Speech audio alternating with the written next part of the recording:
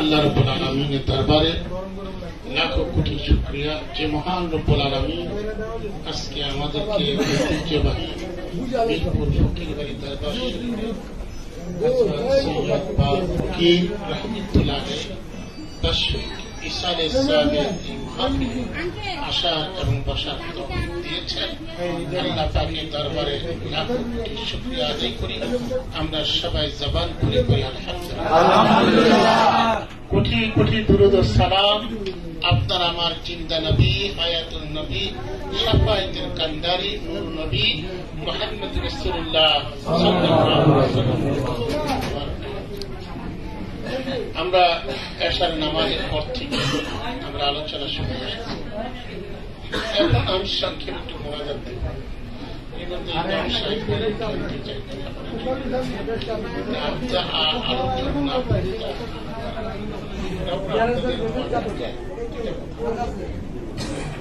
শুরুতে আলোচনা করেছেন আমাদের জামাতের সাংগঠনিক সম্পাদক আব্দুল মতিন সাহেব, চমৎকার আলোচনা রেখেছেন। এরপর আলোচনা করেছেন আমাদের আহলে সুন্নাত ওয়াল জামাতের নির্বাহী মহাসচিব আনম মাসুদ হুসাইন আল-কাদরি সাহেব আমার বাম পাশে।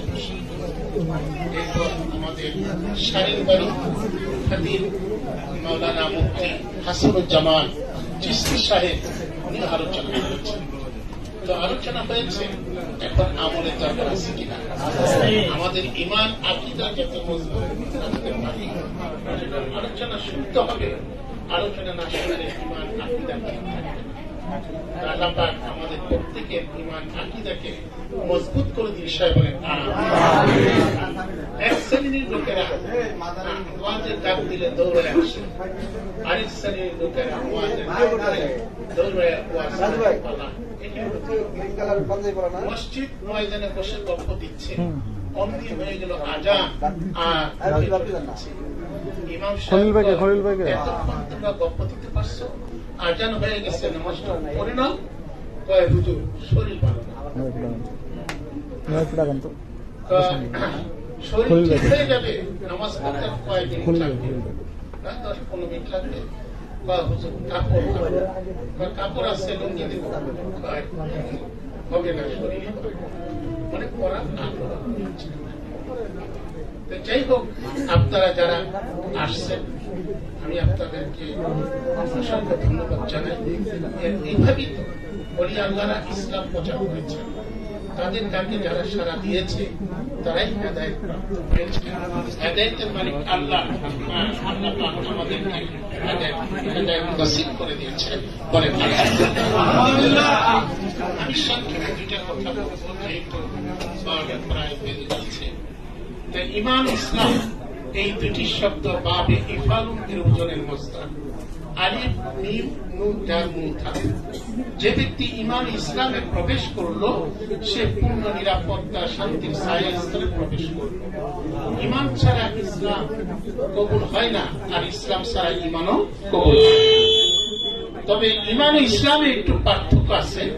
পার্থক্যটা এই, ঈমান আছে কিন্তু আমলের কিছু অভাব আছে। সেই অভাবের কারণে কোনো কোনো ক্ষেত্রে শাস্তির যোগ্য হতে পারে, কিন্তু চির শাস্তির যোগ্য হবে না, কারণ ঈমান থাকার কারণে। কিন্তু ঈমান নেই, ইসলাম বা আমল আছে, সে চির জাহান্নামী। কারণ কি? ঈমান না থাকার কারণে। এখন ঈমান কি? ঈমান হল নবী পাকের মহব্বত, পূর্ণ সম্মান, আনুগত্য স্বীকার করা। আর ইসলাম হল নবী পাকের সমস্ত জিন্দেগীর সকল দিক অনুসরণের মাধ্যমে সাধ্যমতো তা আদায় করতে চেষ্টা করা। এই জন্য আল্লাহ পাক পবিত্র কোরআনে ওয়াজ করেন, ইয়া আইয়ুহাল্লাযীনা আমানু দুখুলু ফিস-সিলমি কাফা। হে ঈমানদারেরা, তোমরা ইসলামে প্রবেশ করো পরিপূর্ণভাবে। কিছু করবা কিছু করবা না এইভাবে নয়, বরং সকল দিক থেকে পরিপূর্ণভাবে প্রবেশ করো। রূহ ছাড়া দেহের যেমন কোনো দাম নেই, মৃত্যু রূহ ছাড়া দেহের দাম আছে। রূহ ছাড়া দেহের যেমন কোনো দাম নেই, মৃত্যু, ঠিক তেমনি ইসলাম বা আমলের কোনো দাম নাই ঈমান ছাড়া। রূহ হলো ঈমান আর আমল হলো দেহ, একে অপরের সাথে সম্পৃক্ত। ইসলাম বা আমলে যদি প্রকৃত ঈমান হতো তাহলে মুনাফিকেরা নবীজির পিছনে আজানে আকামতে তাওফে যুদ্ধের কাতারে ছিল। কেমন নামাজি, নবীজির পিছনে ইক্তেদা করেছে। এরপর আল্লাহ পাক বলতেছেন তারা কাফের নয়, কাফের চেয়ে নিকৃষ্ট বেঈমান মুনাফিক। কাফের চেনা যায়, মুনাফিক চেনা যায় না। বলবেন কাফের চেনা যায়, মুনাফিক চেনা যায় না। কারণ তাদের মধ্যে দাড়ি আছে, টুপি আছে, জুব্বা আছে, পাগড়ি আছে, মেসওয়াক, ডিলা, কুলু, পর্দা, পুশিদা, জিকির, আজগার, জাহির ইসলাম সবই আছে। এরপর আল্লাহ পাক বলেন আমার প্রিয় নবীর শানে ভিতরে দুশমনী রাখার কারণে তাদের জাহিরি ইসলাম আমল সব বরবাদ হয়ে গেছে। তারা কাফের নয়, কাফের চেয়ে নিকৃষ্ট বেঈমান মুনাফিক। আর জাহান্নামের প্রথম তবকা থেকে একটা বড় পাথর নিচে ছেড়ে দিলে জাহান্নামের সপ্তম তলদেশে পৌঁছতে সময় লাগবে আখিরাতে হিসাবে 50,000 বছরের সমপরিমাণের সময়।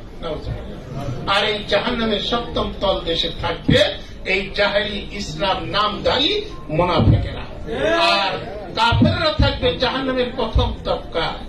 কাফেরদের মল মূত্র পেশাব পায়খানা এটা নিচে নির্গত হবে, আর ইয়া ওই মুনাফিক জাহেরি ইসলামদারীদের খাদ্য হবে, তারা এইগুলো ভক্ষণ করতে থাকবে।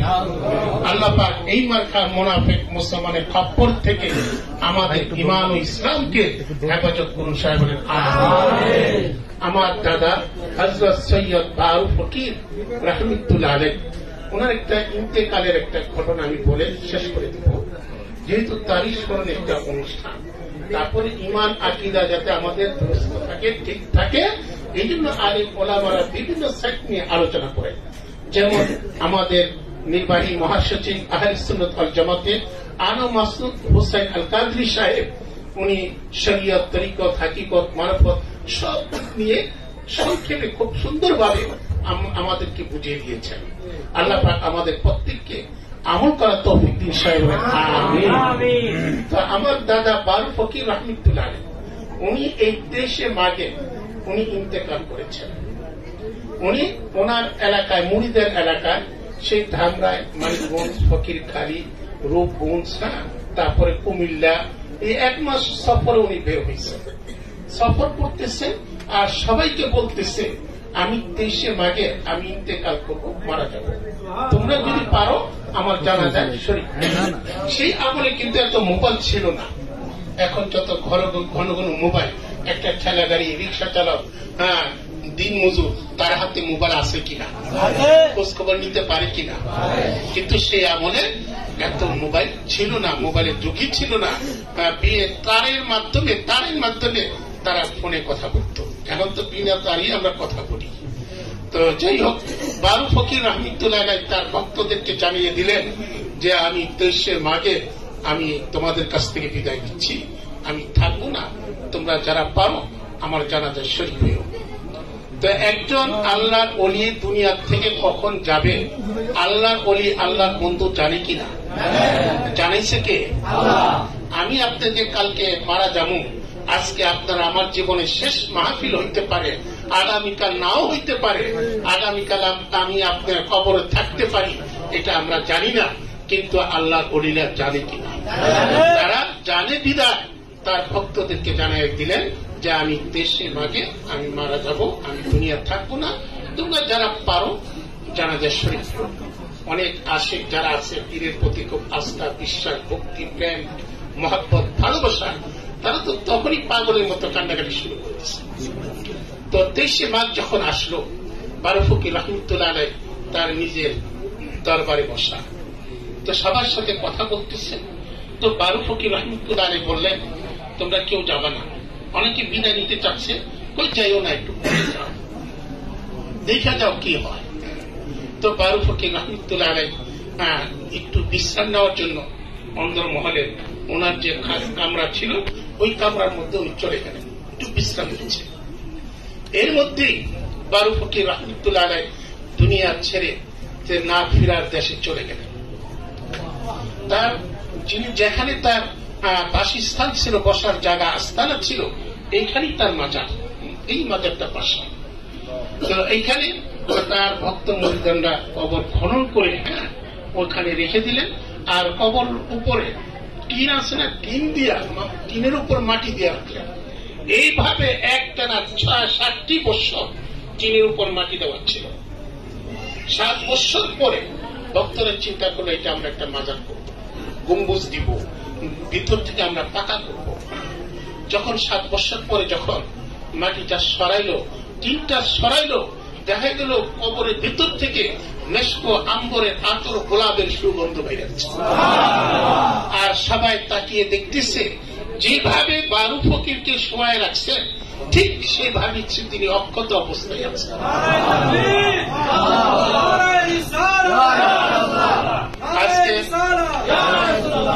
আজকে আমরা দেখি, ফেসবুকও দেখি, সেই ৩০০ বছর আগে একজন আল্লাহর ওলি ভারতে উনি ইন্তেকাল করে মাটির নিচে শুয়ে আছেন। ওয়াহাবিরা দুশ্মনী করে ওই মাজার ভাঙছে।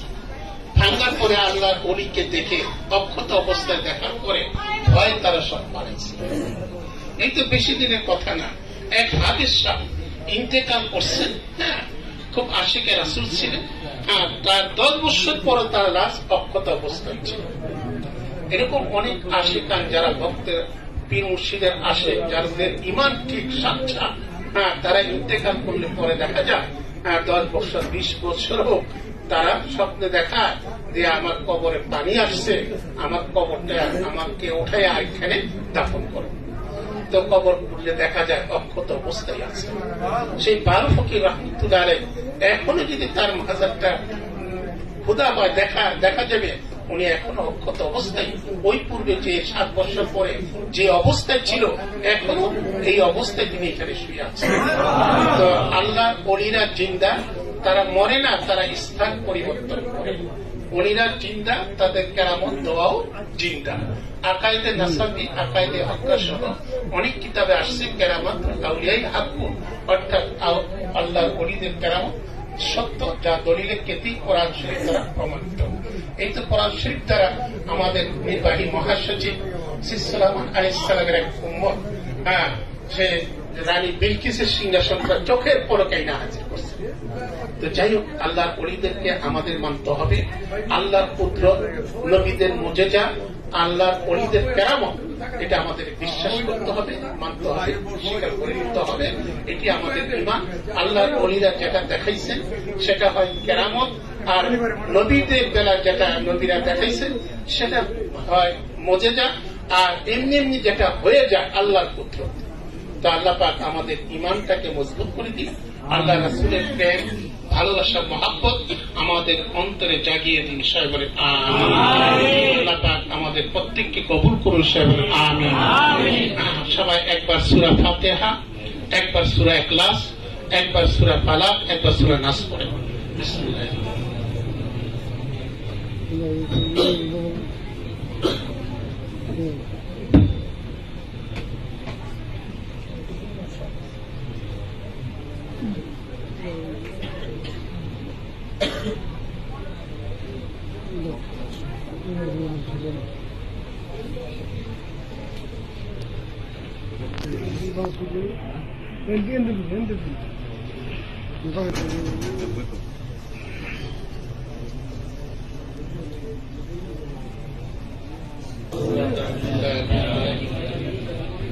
লা ইলাহা ইল্লা আনতা সুবহানাকা ইন্নী কুনতু মিনাজ জালিমিন। যারা এই বারু ফকির রহমতুল্লাহ আলাইহ ইরশাদে সাহেবের এই মাহফিলে যারা শরীক হয়েছেন, টাকা পয়সা দিয়েছেন, যে যে নিয়তে দিয়েছেন, আল্লাহ পাক মুহাম্মদ আহমদ নবীর উসিলা প্রত্যেকের নিয়ত মাকসাদকে কবুল করুন। সাহেব আমিন। তো মুনাজাত করবেন আমাদের। اللهم آمين. اللهم صل على سيدنا محمد وعلى آله سيدنا محمد وبارك وسلم. صلى الله على النبي الأمي وآله صلى الله عليه وسلم. صلاة وسلاما عليك يا رسول الله. या इलाही हर जगह तेरे अता का साथ हो, जब पारे मुश्किल शाहे मुश्किल कुशा का साथ हो। या इलाही भूल जाओ न जा की तकलीफ को, शदीद दीदार हुस्न मुस्तफा का साथ हो। या